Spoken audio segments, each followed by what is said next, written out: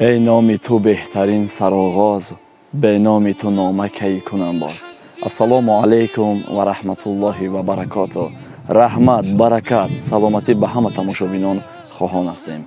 خداوند هر یکی ما و شما را نگهبان باشد. راستی یک ویدیو کرده گذاشتیم درباره قاری ابوبکر. بسیاری ها به نام MC سنگلی میشناسند. یک چند مهارت‌هایی را در اونجا نشان دادگی هست که بسیاری ها در زیر کامنتر نوشتگی هستند که این کافر است، این جادوگر است، علم غیب را نمیداند و چندین سخن‌هایی که در زیر کامنتر نوشتگی هستند، یعنی که این جین دارد. حاضر من یک شما را میفهمانم و شما هم خوب گوش اندازین. بسیاری ها نمیدونین این برادر مهارت‌های خداوند دادگی هست که به هر کسی را نمیتید. مهارت یکمش، حاضر اگر من از این برادر ساعت را بپرسم ساعت چند شده گم، میگه که ساعت چند شده، با سکوندش گپ میزنه. بود هوا را میگم چند بود هوا را میگه. درد ماشین گپ میزند که ماشین تو فلان درد دارد. درد انسان خش گپ میزند. خب کسی که باور نداره در زیر کامنتر بنویسه. روزهای نزدیک کسی که منتظر است ما با برادر سوسیال اکسپریمنت میگذرونیم. شروع میکنیم از علم غیب. شخصانی که در زیر کامنتر نوشتین که علم غیب رو این نمیداند، این جادوگر است و دیگر، خوب گوش اندازید. البته علم غیب رو کس نمیداند به جز پروردگار. هر کسی گوید که میدانم از او باور مدار. علم غیب رو به جز خداوند دیگر کسی نمیداند. بسیاری ها حالا یک چیز رو نفهمیده در حال انسان با کفر میدین، انسان در حال با جادوگر برابر میکنین. پیش از آن اول فکر باید کرد. انسانی که در زیر کامنتر نویسه که علم غیب، کی میگه که این در علم غیب داخل میشود؟ کی میگه به شما؟ دلیل میاریم. خب روز ابو جهل در دست خود یک چند سنچیل رو گرفت، سنگای میده رو پوشون.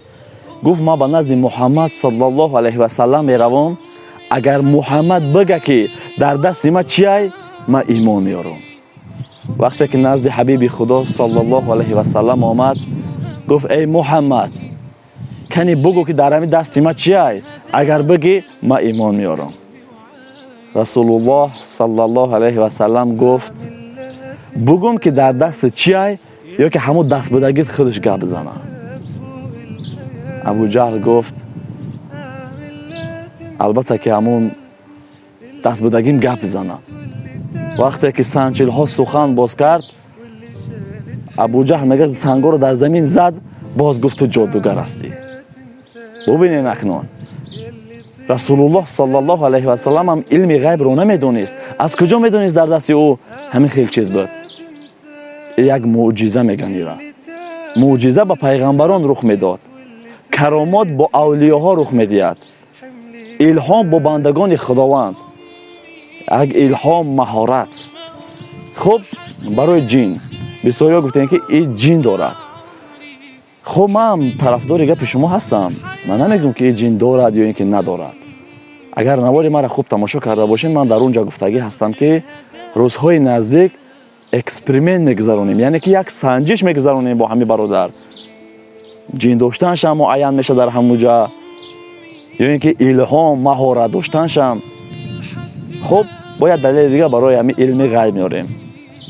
روز امام ابو حنیفه با قومش گفت که فلان روز فلان ساعت آفتاب رو میگیرن.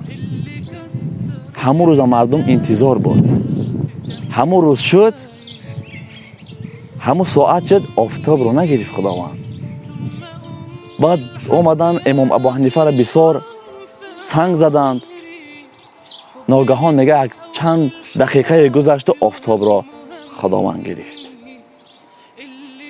آیا این هم علم غیب است؟ برادران عزیز، از علم غیب که خبر ندارین سخن باز نکنین. این انسان پیش گپ نزده ایستاده است، همون لحظه را گفته ایستاده است. یک تجربه میگن ایرا، یک مهارت میگن. هست دکترهایی که اگر شما دیده باشین وقت دکتر میشوی همین دست نقپه مثال در تا گپ میزند. دست قپیده. آیا این هم علم غیب است؟ نه برادرای عزیز، این یک تجربه، یک مهارت، یک الهام میگم. آیا انسان هم حالا اینکه عمیق نیست که این جین دارد یا اینکه الهام است یا یکم مهارت دارد. برای همین من به شما گفته بودم که شما منتظر شوین. ما روزهای نزدیک انشاءالله با خواست خداوند ما یک اکسپریمنت میگذرونیم و خودتون انشاءالله که میفهمین که این انسان یا جین دارد یا اینکه یک الهام دارد و یک مهارت دارد. در حال وقتی که چیزی رو نمیدونین او را با کفر و با جادوگر و با دیگر چیز.